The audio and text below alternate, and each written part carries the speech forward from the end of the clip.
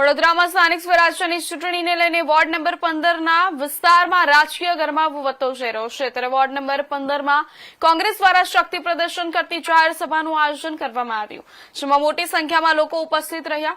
કોંગ્રેસના ઉમેદવારો આશિષ જોશી અને નીલમ શ્રીવાસ્તવ, પારુલબેન પટેલ અને હિતેશ માછીના સમર્થનમાં યોજાયેલી આ સભામાં દિગ્ગજ નેતાઓએ પણ મતદારોને કોંગ્રેસને સમર્થન આપવા અપીલ કરી। વડોદરા શહેરમાં સ્થાનિક સ્વરાજ્યની ચૂંટણીને લઈને રાજકીય માહોલ ગરમાયો છે ત્યારે વોર્ડ નંબર 15માં કોંગ્રેસ દ્વારા ચામુંડા માતાના મંદિરે જાહેર સભાનું આયોજન કરવામાં આવ્યું હતું।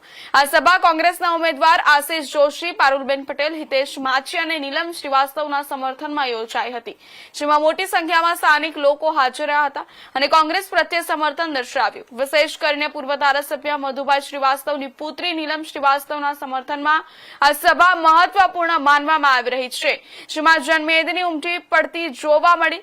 જાહેર સભામાં એઆઈસીસી સેક્રેટરી તેમજ મધ્ય ગુજરાતના પ્રભારી રામકિશન, વડોદરા શહેર કોંગ્રેસ પ્રમુખ ઋત્વિક જોશી સહિત અગ્રણીઓ ઉપસ્થિત રહ્યા હતા અને સંબોધન કર્યું હતું।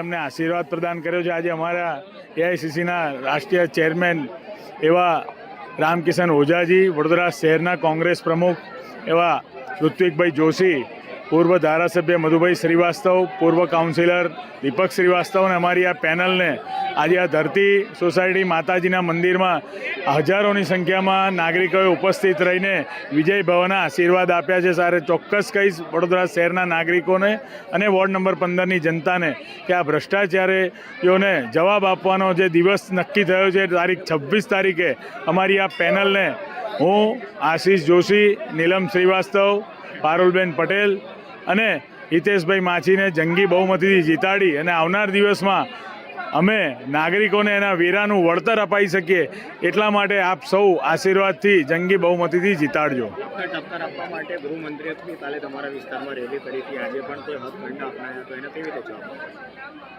ગૃહમંત્રીને અહીંયા આવવું પડે, રેલી કરવી પડે એ જ વસ્તુ બતાવે છે કે આ ward number 15માં Bharatiya Janata party ડરી ગઈ છે, જેના કારણે કાલે ગૃહમંત્રી અહીંયા આવવું પડ્યું હતું। એટલે ચોક્કસ કહીશ કે નાગરિકોનો આશીર્વાદ છે અમારી પર અને હવે અવનવા હથકંડા અપનાવવામાં આવે છે, બીભત્સ વર્તન કરવામાં આવે છે। આજે મારા પરિવારને ગાળો બોલવામાં આવી, હાથાપાઈ કરવામાં આવી, એ પ્રકારના વર્તન સમગ્ર શહેરે જોયું અને નાગરિકોએ એ જોઈને વિચારીને જ હવે નક્કી જ કર્યું છે કે આવનાર આજે જે હરકત થઈ છે એનો જવાબ મારા વોર્ડની જનતા તારીખ 26મીએ બટનો દબાઈને આપવાની છે। એટલે આજે માતાજીની છે અને 30 વર્ષના કુશાસનનો અંત લાવવાનું વડોદરાની પ્રજાએ મન બનાવ્યું છે, પરિવર્તન લાવવાનું મન બનાવ્યું છે, કારણ કે આ લોકોએ સર સયાજીરાવ ગાયકવાડની નગરીને મચ્છરોની નગરી બનાવી, કલાનગરીને ભુવાનગરીને મચ્છરોની નગરી બનાવી। ત્યારે વડોદરાની પ્રજાએ નક્કી કર્યું છે કે આ ભ્રષ્ટાચારીઓને ઘર ભેગા કરવાના છે। આજે હરણી બોટકાંડમાં ભ્રષ્ટાચારમાં નિર્દોષોના જીવ લીધા, વારંવાર દર વર્ષે ચોમાસામાં વરસાદ પડે, વિશ્વામિત્રીના પાણી લોકોના ઘરોમાં ભરાઈ જાય, 2 ટાઈમ પીવાનું ચોખ્ખું પાણી આપી શકે એવું ભાજપના નેતાઓમાં પાણી નથી। ત્યારે રોડ રસ્તાથી માંડીને તમામ જગ્યાએ ભ્રષ્ટાચાર કર્યો છે અને વડોદરાની પ્રજા જાણી ગઈ છે, માટે નક્કી કર્યું છે કે આ વખતે કોંગ્રેસનું બળ બનવાનું છે અને આ ભ્રષ્ટાચારોને ઘર ભેગા કરવાના છે એવું પ્રજા મક્કમતાથી બોલી રહી છે। અને માટે જ ભારતીય જનતા પાર્ટી પણ તમે જુઓ કે ભગવાઈ ગઈ હોય અને હાર નક્કી હોય ત્યારે આજે એમના મોટા મોટા નેતા જે ગૃહમંત્રી, મુખ્યમંત્રી આ બધાને આવવું પડે, કારણ કે વડોદરા શહેરના મેયર તો મોઢું બતાવવા લાયક રહ્યા નથી। સ્ટેન્ડિંગના ચેરમેન જેમને સ્ટેન્ડિંગ કમિટીમાં માત્ર મીટિંગ અને ચીટિંગ કરી, કોઈ બીજેપીનો કોર્પોરેટર પ્રજાની વચ્ચે ગયો નથી, ત્યારે આ વખતે આ લોકોના અભિમાની શાસનનો અંત આવવાનો છે એ વાત નક્કી છે અને પરિવર્તનરૂપી વિકલ્પ એ કોંગ્રેસ પાર્ટી છે। જણાવ્યા મુજબ એવું જાણવા મળ્યું છે કે 26મી તારીખ સુધીમાં પીએમ મોદી વડોદરા ખાતે પધારશે। વડોદરાની પ્રજાએ આ ભાજપના નેતાઓ પર 5 વર્ષ નહીં, 10 વર્ષ નહીં, 15 વર્ષ નહીં, 20 વર્ષ નહીં, 30 વર્ષ વિશ્વાસ મૂક્યો।